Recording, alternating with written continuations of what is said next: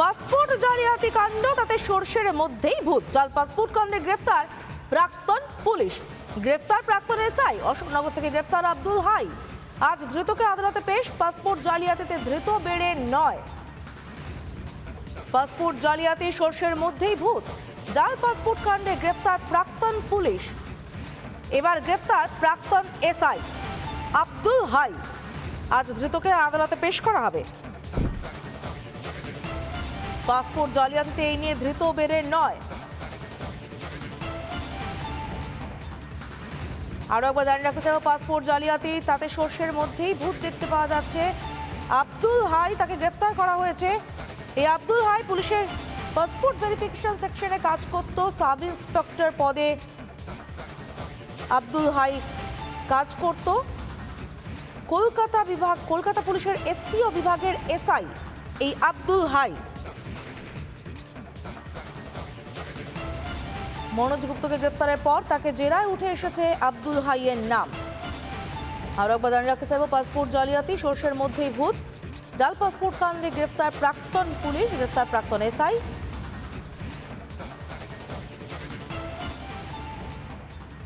প্রাক্তন পুলিশ কর্তা অরিন্দম আচার্য রয়েছেন আমাদের সঙ্গে টেলিফোন লাইনে। কথা বলবো তার সঙ্গে। অরিন্দম বাবু, আমরা লাস্ট যে অরলেন্সে হামলাটা দেখেছি, সেখানে দেখেছি যে হামলাকারী জব্বার, সে মার্কিন সেনাবাহিনীতেই কাজ করত দীর্ঘদিন ধরে, এবং এখন দেখতে পাওয়া যাচ্ছে আমাদের দেশে জাল পাসপোর্ট কাণ্ডে গ্রেফতার করা হয়েছে যে প্রাক্তন পুলিশ, প্রাক্তন এসআই।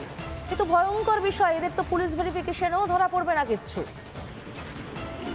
দেখুন, প্রথম কথা, আপনি মার্কিন ঘটনাটা যেটা বললেন ওটা 1 তারিখের ঘটনা, কিন্তু আপনাকে দেখতে হবে যে আগামী দিনে যিনি প্রেসিডেন্ট হতে চলেছেন উনি কি অ্যানাউন্সমেন্ট করেছেন। উনি বলেছেন যে আমি এই সন্ত্রাসবাদ এদেরকে সমস্ত নির্মূল করে দেবো, আমার দেশে এরা থাকতে পারবে না। সে রোহিঙ্গা থেকে শুরু করে একদম ডিক্লেয়ার করে দিচ্ছি।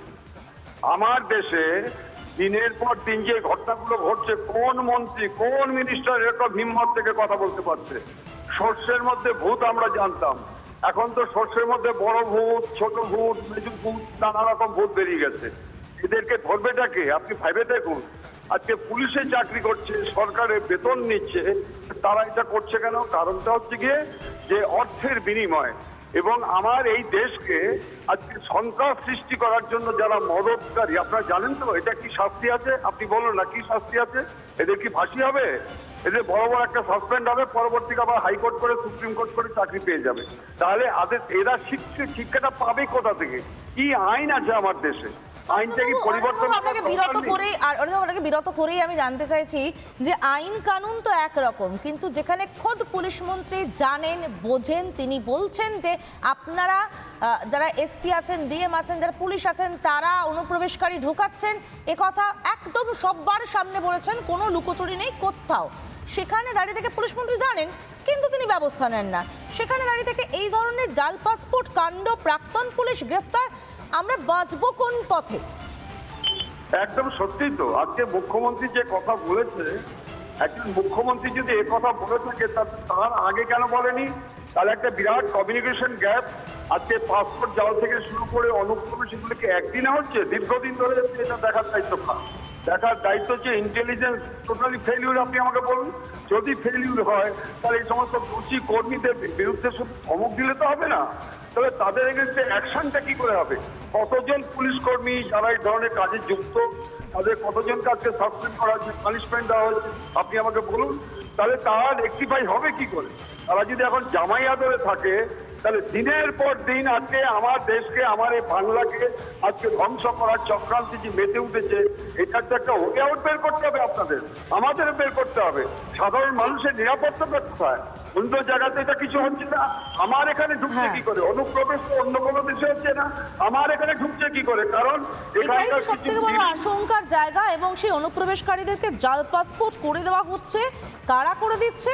তাদেরও পাওয়া যাচ্ছে কোথায়? প্রাক্তন পুলিশ, অর্থাৎ পুলিশ কর্তা ছিলেন, পুলিশে কাজ করতেন, তারাই রাস্তা করে দিচ্ছেন। নানা ধরনের কন্টেন্ট দেখার জন্য লাইক করুন, শেয়ার করুন আমাদের ফেসবুক পেজ, সাবস্ক্রাইব করুন আমাদের ইউটিউব চ্যানেল। পাশাপাশি অন্যান্য ব্রেকিং নিউজের জন্য অবশ্যই চোখ রাখুন রিপাবলিক বাংলায়।